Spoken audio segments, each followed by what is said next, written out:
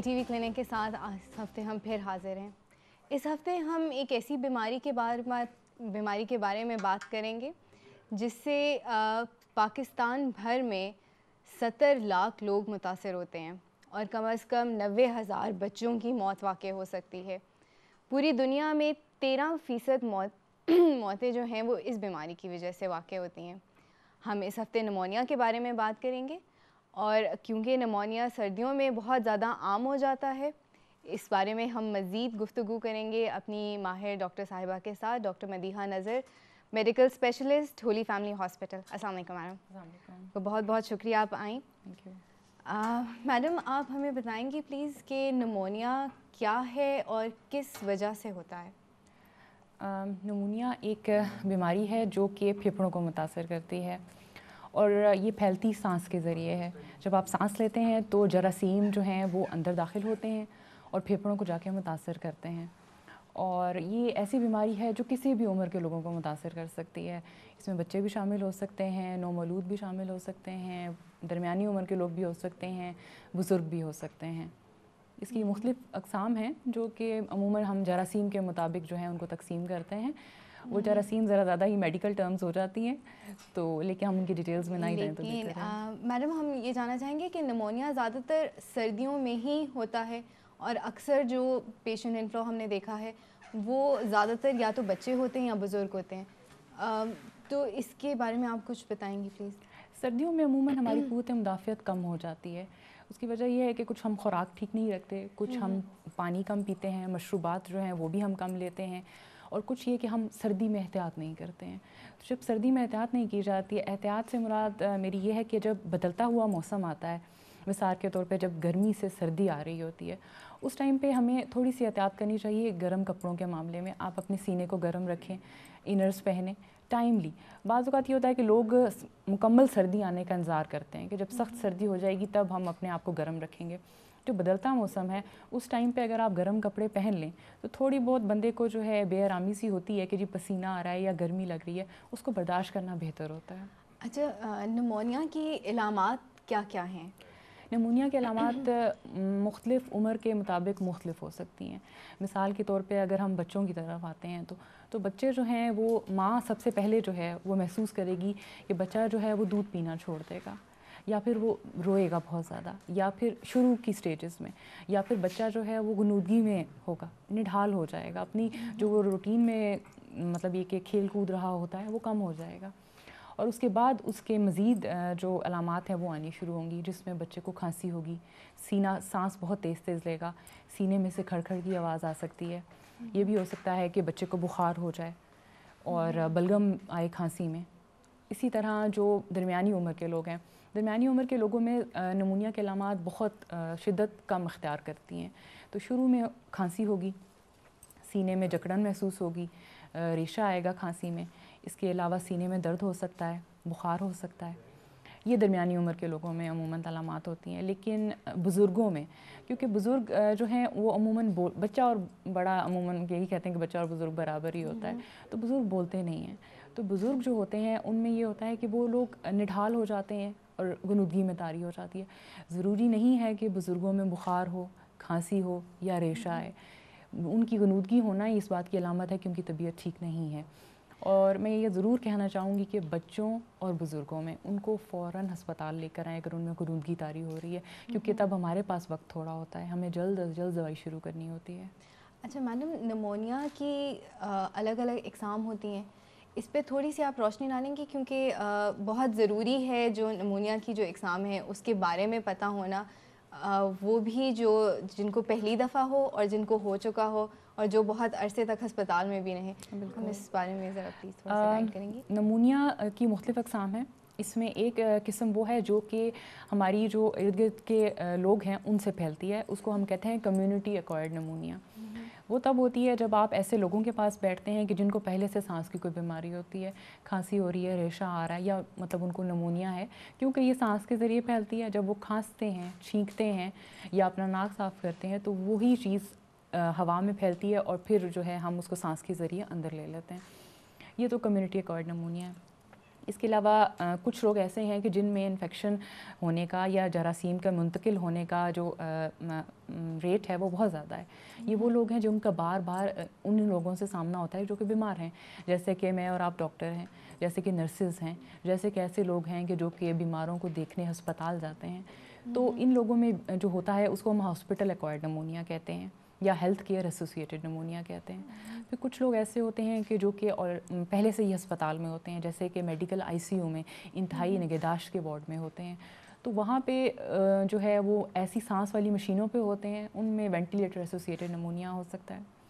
اس کے علاوہ کچھ لوگ ایسے ہوتے ہیں کہ جن کو فالج ہو چکا ہوتا ہے, چاہے وہ یا مطلب یہ کہ کسی بھی عمر کے ہوں, درمیانی عمر کے یا بزرگ ہوں. ان میں یہ ہوتا ہے کہ اگر آپ ان کو گھر میں کھانا کھلانے کی کوشش کرتے ہیں یا پانی پلانے کی کوشش کرتے ہیں, بٹھا کے نہیں دیتے یا کھانا کھلانے کے فوراً بعد ان کو لٹا دیتے ہیں, تو وہ وہی چیز بجائے کہ خوراک کی نالی میں لے کے جائیں, وہ سانس کی نالی میں لے کے چلے جاتے ہیں. اس کو ہم ایسپائریشن نمونیا کہتے ہیں.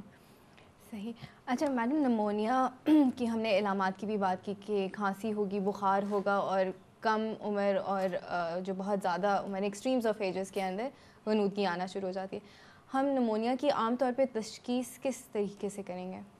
دیکھیے, جب ہمارے پاس مریض آتا ہے تو ہمارا پہلے تو سب سے پہلی چیز یہ ہوتی ہے کہ مریض ہم سے بات کرے, ہمیں یہ بتائے کہ ان کو کیا تکلیف ہو رہی ہے.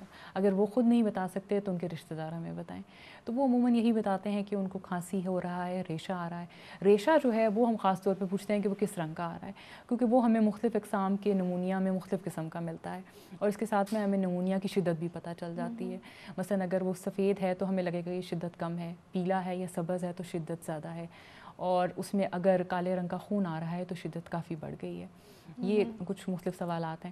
پھر اس کے بعد ہم ان کا معائنہ کرتے ہیں. معائنے میں ہم بخار کی شدت دیکھتے ہیں. اس کے علاوہ ہم اسٹیتھوسکوپ سے ان کا سینہ دیکھتے ہیں, جس میں ہمیں اندازہ ہو جاتا ہے کہ پھیپھڑوں کا کون سا حصہ متاثر ہے اور کتنا متاثر ہے. پھر اس کے بعد ہم آ جاتے ہیں خاص قسم کے ٹیسٹوں پہ. ٹیسٹوں میں ہم ایک خون کا ٹیسٹ کراتے ہیں, جس میں ہم خون کے سفید خلیات دیکھتے ہیں کہ وہ کتنے بڑھ گئے ہیں. اس کے علاوہ ہم چیسٹ کا ایکس رے کراتے ہیں, جس میں ہمیں معلوم ہو جاتا ہے کہ پھیپھڑوں کا کتنا حصہ متاثر ہے. مثال کے طور پہ ایک عام طور پہ بات کی جاتی ہے کہ جی ڈبل نمونیا ہو گیا تھا. اس سے مراد یہ ہے کہ دونوں پھیپھڑے متاثر ہو گئے تھے. اور تیسرے نمبر پہ اگر ہمیں ضرورت محسوس ہو تو ہم بلغم کا ٹیسٹ کراتے ہیں, جس میں ہمیں معلوم ہو جاتا ہے کہ کون سا جراثیم ہے جو کہ نمونیا کر رہا ہے اور اس پہ کون سی دوائی اثر کر سکتی ہے. صحیح. اچھا, ہم نے جو بات کی اس کے نمونیا کے آگے اور بھی کمپلیکیٹ ہو سکتے ہیں, مسائل بڑھ سکتے ہیں اس کی وجہ سے؟ بالکل ہو سکتا ہے. یہ ان صورتوں میں ہوتا ہے جب آپ نمونیا کو بہت عرصے تک اس کا علاج نہ کریں. تو مثلاً یہ کہ کھانسی ہو رہی ہے, ریشہ آ رہا ہے, تو عموماً ہمارے یہاں کے جو لوگ ہیں وہ ایسی دوائی لے لیتے ہیں کہ جس سے کھانسی جو ہے کم ہو جائے, اور یا پھر ایسے ہی اینٹی بایوٹک شروع کر دیں گے جو کہ مطلب اس نمونیا کے مطابق صحیح نہیں ہوتی, یا پھر دوائی جو ہے ایک دن کھائیں گے, ایک دن نہیں کھائیں گے, اور مطلب خود سے دوائی کی جو ڈوز ہے وہ کم کر دیں گے. تو وہ نتیجہ یہ ہوتا ہے کہ وہ جراثیم مکمل طور پر پھیپھڑوں سے ختم نہیں ہوتے اور تھوڑا تھوڑا کر کے وہ بنتے رہتے ہیں. تو ایسی صورتوں میں ہو سکتا ہے کہ پھیپھڑوں میں پس کی تھیلی بن جائے, جس کو ہم ایبسیس کہتے ہیں. اور اس کی وجہ سے پھر یہ ہو سکتا ہے کہ یا تو مریض کا بخار بڑھ جائے گا, یا پھر یہ ہو جائے گا کہ وہ جو پس ہے وہ دل میں نہ منتقل ہو جائے, یا پھر وہ ہڈیوں میں نہ چلی جائے. تو یہ مختلف جگہیں ہیں جہاں پر یا وہ جلد میں جا سکتی ہے. تو یہ مسائل ہیں جو کہ ہو سکتے ہیں اگر نمونیا کو بہت عرصے تک علاج نہ کیا جائے تو. اچھا میڈم, ہمارے ساتھ ایک کالر ہیں جو سوال پوچھنا چاہیں گی. جی ضرور. جی السلام علیکم. وعلیکم السلام. کہاں سے بات کر رہے ہیں اور پلیز اپنا نام بتا دیجیے. میم عامر جویا بات کر رہا ہوں بہاولپور سے. جی سوال پوچھیے اپنا. میم نمونیا کے حوالے سے مجھے بتا دیجیے کہ اس کی کیا کس طرح سے ہمیں پتہ چل سکتا ہے کہ نمونیا ہے. ٹھیک, اس کے علاوہ کوئی اس کی ڈیٹیل اسپیسیفک کچھ خاص چیزیں جس سے مطلب نمونیا ہے, اور اس کا علاج جو گھر کے ٹوٹکے ہوتے ہیں اس لحاظ سے, کیونکہ اس طرح کی صورت حال ہو جاتی ہے کہ نمونیا ہو جاتا ہے. تو فوری طور پر سب سے پہلے کیا چیز کرنی چاہیے جو اس کو فی الحال جو کیا کہتے ہیں پہلی مدد کے طور پر کیا فرسٹ ایڈ کیا ہونی چاہیے؟ ٹھیک ہے, آپ کا بہت بہت شکریہ, ہم آپ کے سوال کا جواب دیتے ہیں. آپ تھوڑا سا سوال ریپیٹ کر دیں. سوال یہ تھا ان کا بھاولپور سے کہ اگر نمونیا کی علامات، ایک تو جو ہم نے پہلے بھی بات کی علامات کیا کہیں، وہ یہ بیسک جاننا چاہ رہے ہیں کہ کون سی ایسی علامات ہے جس پہ گھر والوں کو شک پڑ جانا چاہیے کہ نمونیا ہو رہا ہے اور فوراً ہسپتال لے جائیں، اور اگر تو وہ کسی گاؤں میں ہے یا کسی ایسی جگہ پہ ہیں کہ وہ فوری طور پہ ہسپتال یا ڈاکٹر کو نہ دکھا سکیں، تو جو گھر پہ ہم کیا کر سکتے ہیں ایسے مریضوں کے لیے؟ صحیح. اچھا، جیسے کہ میں نے علامات پہلے بھی بتائی تھی کہ عمر کے مطابق مختلف ہیں. بچوں میں غنودگی کا طاری ہونا یا ان کا دودھ نہ پینا، رونا، سانس تیز تیز لینا اور کھانسی ہونا. درمیانی عمر کے لوگوں میں جو ہے کھانسی، ریشہ، بخار، یہ جو ہے شروع کی علامات ہیں جس پہ مطلب ہمارے کان کھڑے ہو جانے چاہیے کہ طبیعت صحیح نہیں ہے. خاص طور پہ میں بخار کا کہوں گی، کیونکہ کھانسی کی وجہ دمہ بھی ہو سکتا ہے، ریشے کی وجہ دمہ بھی ہو سکتا ہے. بخار اور ریشہ پیلے رنگ کا آنا یہ ایک خاص علامت ہے جو کہ ظاہر کرتی ہے کہ جراثیم جو ہیں پھیپھڑوں میں موجود ہیں. اور گھر میں دیکھیں، میں نے پہلے بھی بتایا کہ نمونیا کی شدت جو ہے وہ بڑھ جاتی ہے اگر آپ اس کا علاج نہ کرائیں تو گھر میں مریض کو جو ہے ہم ضرور کہیں گے کہ وہ آرام کریں، مشروبات کا استعمال زیادہ کریں، نیند اپنی پوری کریں اور سگریٹ جو ہے وہ نہ پئیں. لیکن میں یہ کہوں گی کہ جب بخار اور ساتھ میں بلغم آ جاتا ہے تو ضرور ڈاکٹر کے پاس پہنچیں اور وقت پر جو ہے دوائی لیں، کیونکہ یہ قابل علاج بیماری ہے اور وقت پہ اگر دوائی شروع کر دی جائے نا تو یہ رک جاتی ہے. تو اس میں ڈیلے نہیں کرنا چاہیے. ہمارے ساتھ ایک اور کالر ہیں. جی السلام علیکم. وعلیکم السلام. میڈم میں نے بات کرنی تھی. آپ پلیز اپنا نام اور جگہ بتا دیں کدھر سے کال کریے. انجلی کراچی سے بات کر رہی ہوں. نام پلیز ریپیٹ کر دیں گی. جی انلیف صاحبہ. جی انلیف صاحبہ پوچھیے سوال اپنا.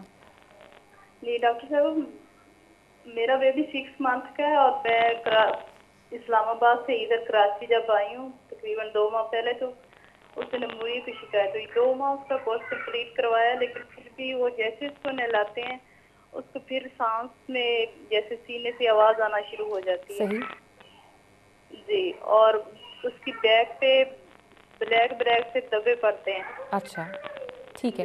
ان دھبوں پہ خارش تو نہیں ہوتی ہے انہیں؟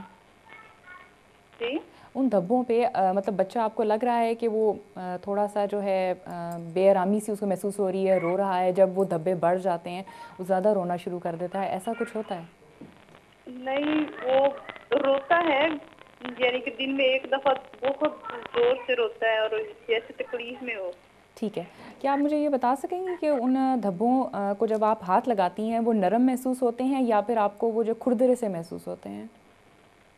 نہیں، وہ بالکل نرم ہی ہے ابھی تک. ٹھیک ہے، صحیح. آپ کا بہت بہت شکریہ انلیف صاحبہ. ہم آپ کے سوال کا جواب دیں گے لیکن اس سے پہلے ہم ایک چھوٹی سی بریک لیں گے.